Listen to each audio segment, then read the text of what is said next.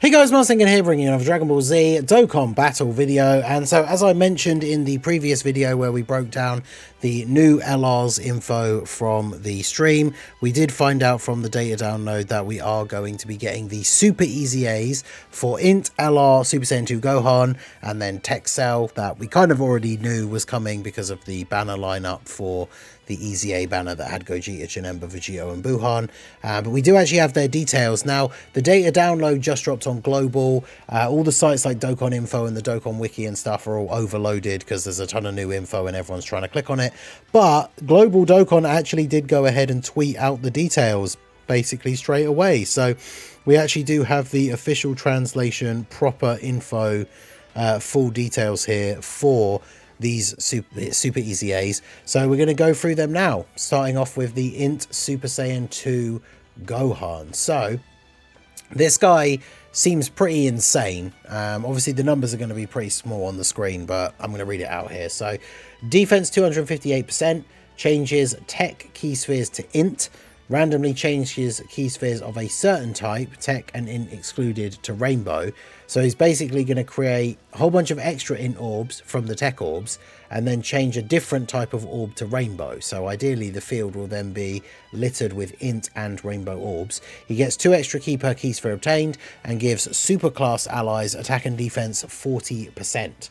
When there's an extreme class enemy, he gives all enemies defense minus 40%, which probably doesn't really make that huge of a difference, but he gets 40% chance to dodge.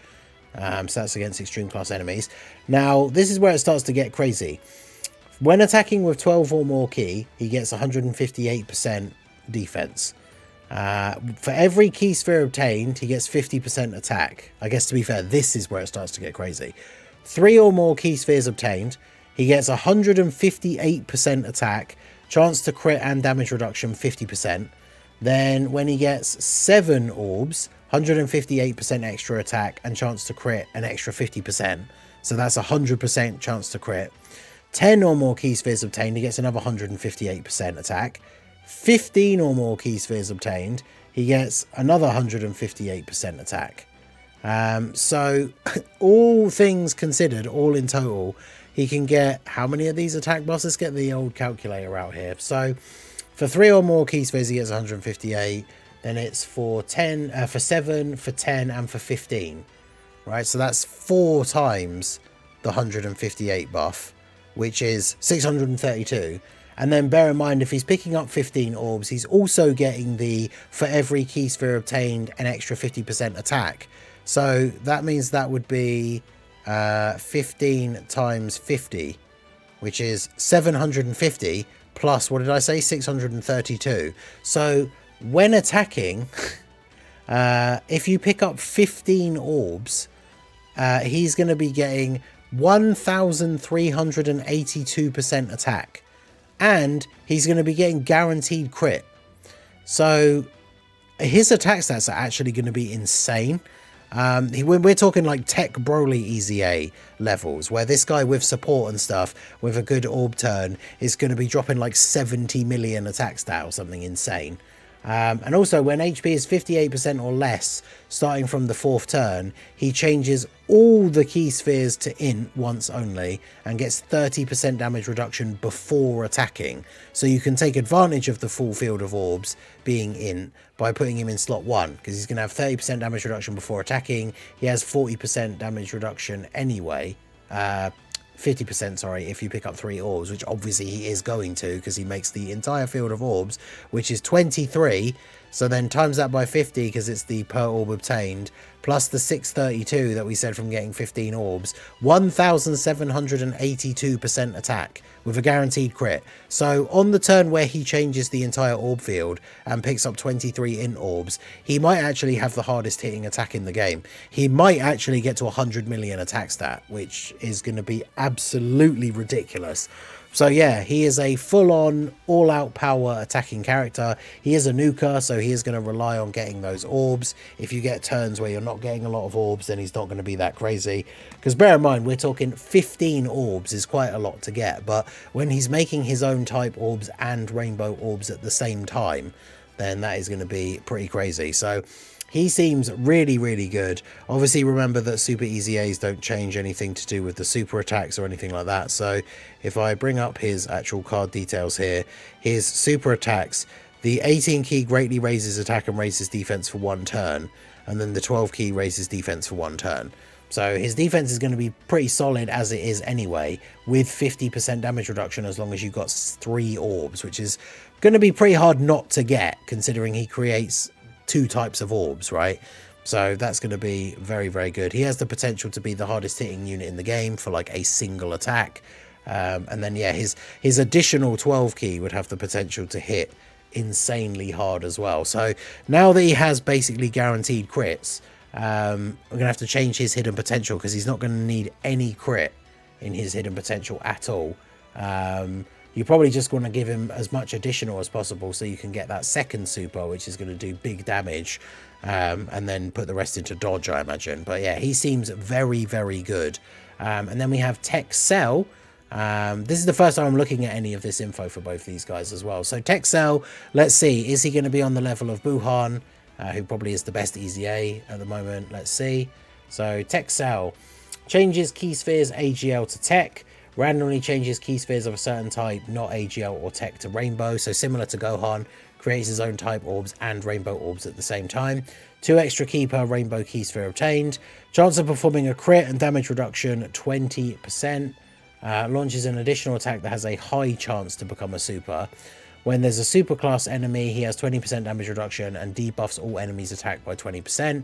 When there's another extreme class ally attacking in the same turn, he gives all allies defense 40% and has 20% crit chance.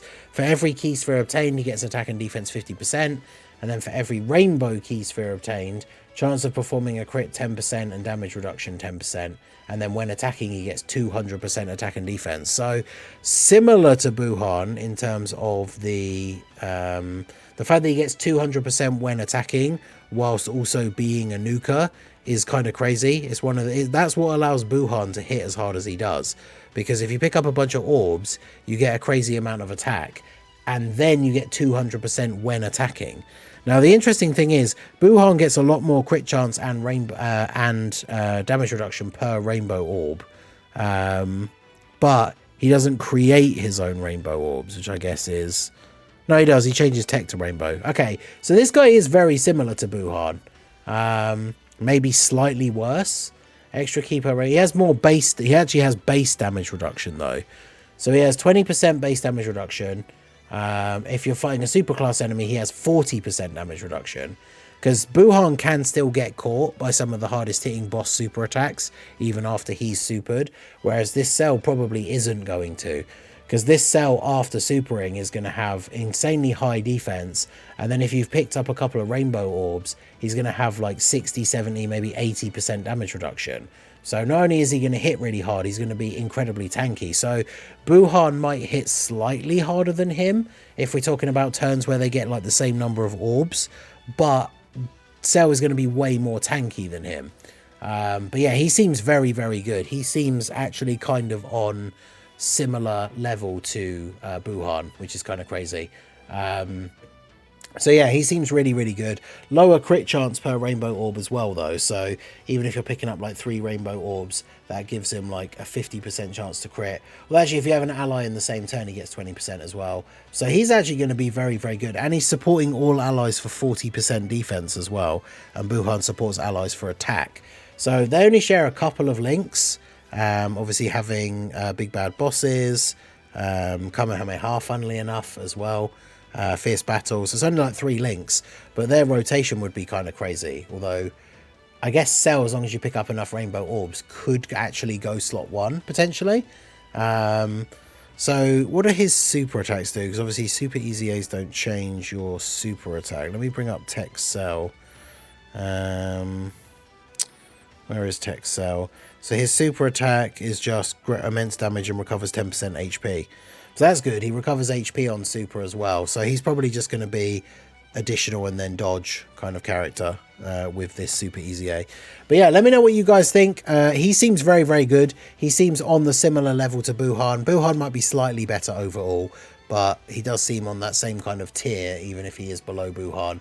And then, yeah, Gohan seems crazy. Like, he's not going to be a defensive god, although his defense will be quite good, but he could actually have the potential for, like, the hardest hitting single super attack in the game, which is kind of nuts. So let me know what you guys think of TEQ Cell and INT Gohan's super EZAs down below in the comment section. I think these guys look really, really good. Their EZAs come out in another 2 days time, on the morning of the 17th for me, which will be late evening in the 16th if you're in the US. So that is going to be it for the video, guys. This has been the Master Ningen. Smash that like button, subscribe to the channel if you are new, check out the links down below, and I will see you all again soon. Have a good one.